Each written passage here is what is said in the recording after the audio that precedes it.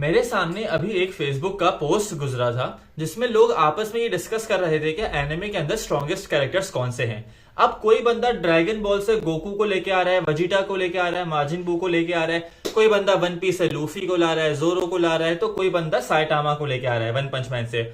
लेकिन कोई भी बंदे ने असल स्ट्रॉन्गेस्ट कैरेक्टर की बात ही नहीं करी। वो है ओवरलॉर्ड का आइंस ओल गाउन।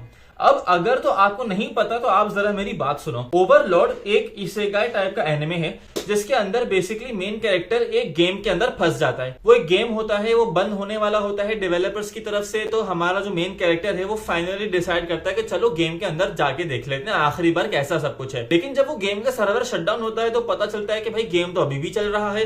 तो हमारा कैरेक्टर एक तरह से उस दुनिया में फंस जाता है।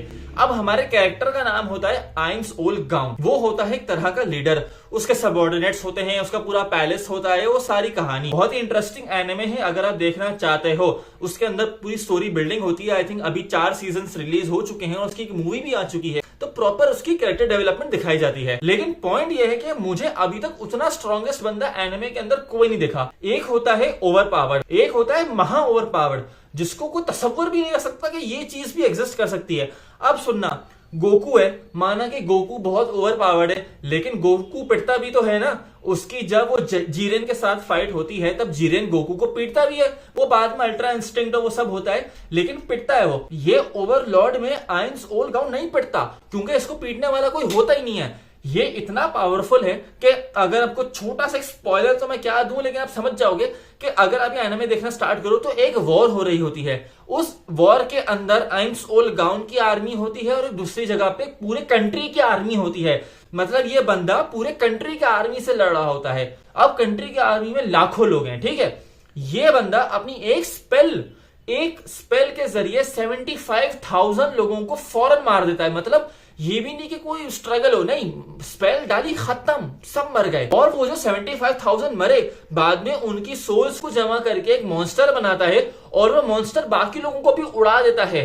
मतलब ये इतना ओवर पावर्ड है कि इसके करीब को नहीं टिक सकता। हमें इसी एनिमे के अंदर ओवरलॉर्ड में ये भी दिखाया जाता है कि एट अ पॉइंट ये बंदा आइंस ओल गाउन अपने एक कमांडर के साथ फाइट कर रहा होता है।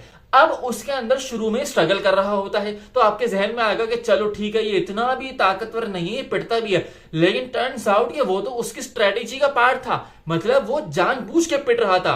ड्रैगन बॉल की तरह नहीं, गोकू जानबूझ के नहीं पिटता, वो पीट ही रहा होता है। लेकिन यहाँ पे आइंस ओल गाउन इसलिए पिट रहा होता है ताकि वो समझ सके कि इसके साथ हुआ क्या है। एक स्पॉइलर तो खैर मैं नहीं देना चाह रहा क्योंकि आई एम श्योर कि आप में से काफी लोगों ने वो नहीं देखा होगा। बट अगर आपको जानना है कि ओवर पावर्ड एमसी होता कौन है तो आई वुड हाईली रेकमेंड कि ये देखो। ये है तो 4 सीजन्स का, लेकिन बहुत ही इंटरेस्टिंग है। इसके अंदर थोड़े बहुत उल्टे सीधे सीन्स भी आ जाएंगे, लेकिन वो इतना ज्यादा नहीं है जितना इसकी मेन स्टोरी पे फोकस है। इसके अंदर फिर हमें मूवी अभी जो रिसेंटली रिलीज हुई है वो तो खैर जब आप पूरे 4 सीजन देख लोगे उसके बाद ही आपको समझ में आएगी। ड्यूरिंग दिस 4 सीजन्स ये आइंस ओल गाउन एक छोटे स्केल से लेके पूरे कंट्री जितना एम्पायर अपना खड़ा कर लेता है।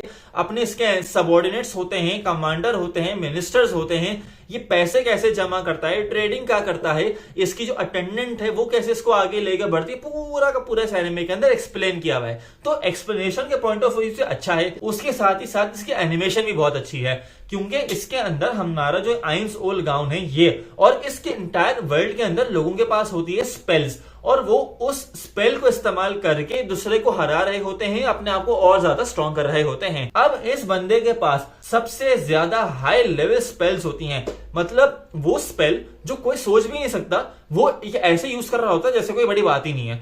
तो आप अंदाजा लगा सकते हो। तो भाई असल में ओवर पावर तो इसको बोलते हैं। ये कोई बात ही नहीं कर रहा। या तो लोगों ने ये एनिमे देखा नहीं है या लोगों को इसके बारे में पता नहीं है। लेकिन मैं आपको हाईली रेकमेंड करूंगा, दोबारा कह रहा हूं, उसको देखो। और अगर आपने देखा है तो मुझे कमेंट सेक्शन में ये बताओ कि भाई गोकू और अगर इसकी लड़ाई होती है तो कौन जीतेगा। क्योंकि मैं अपना सारा पैसा इसके ऊपर डालने को तैयार हूं कि आइंस ओल गाउन हार ही नहीं सकता। क्योंकि जब भी ये हारने वाला होता है इसके पास हमें ये पता है कि भाई कोई ना कोई ऐसी स्पेल होगी जिससे सामने वाला कुछ कर ही नहीं पाएगा। या तो वो उसको उसकी जगह पे रोक देगा, या तो टाइम रिवर्स कर देगा, या उसको जमीन में धसा देगा, या हवा में ले जाएगा। मतलब out of the world spells होती हैं। तो ये चीज है। बाकी इस एनिमे के अंदर हमें ना सिर्फ हमारे मेन कैरेक्टर की बल्कि दूसरे कैरेक्टर्स की भी स्टोरी बिल्डिंग दिखाई जाती है कि किस तरीके से हमारे इस आइंस ओल गाउन की वजह से बाकी लोगों की लाइफ पर क्या इंपैक्ट आ रहा होता है। एंड गोल ये होता है कि हमारा ये कैरेक्टर कुछ ढूंढ रहा होता है, वो क्या चीज है वो आपको देखने पे पता चलेगी, क्योंकि अगर मैंने अभी बता दिया तो कुछ फायदा नहीं रहेगा ना। ये ऐसी बात है जैसे आप वन पीस देख रहे हो और कोई आपको बता दे कि भाई वन पीस है क्या, तो फिर फायदा क्या हुआ एनिमे देखने का। बताइएगा कि आपके ख्याल में क्या आइंस ओल गाउन से भी ज्यादा स्ट्रॉन्गेस्ट कैरेक्टर कोई है, क्योंकि मुझे नहीं लगता। मैंने जितने एनिमेस देखे हैं अभी तक मैंने वन पंच मैन नहीं देखा, लेकिन मुझे भी ये लगता है कि साइटामा शायद इतना पावरफुल नहीं है। लेकिन अगेन अगर आपने देखा है तो कमेंट सेक्शन में बताइएगा, I would like to discuss with it. और जरा चैनल को सब्सक्राइब भी कर दीजिएगा, क्योंकि हम जरा अब थोड़ा एनिमे के ऊपर और ज्यादा बातचीत करने वाले हैं, तो उस डिस्कशन का पार्ट रहने के लिए सब्सक्राइब कीजिए, लाइक कीजिए, and I will see you in the next video. Thank you.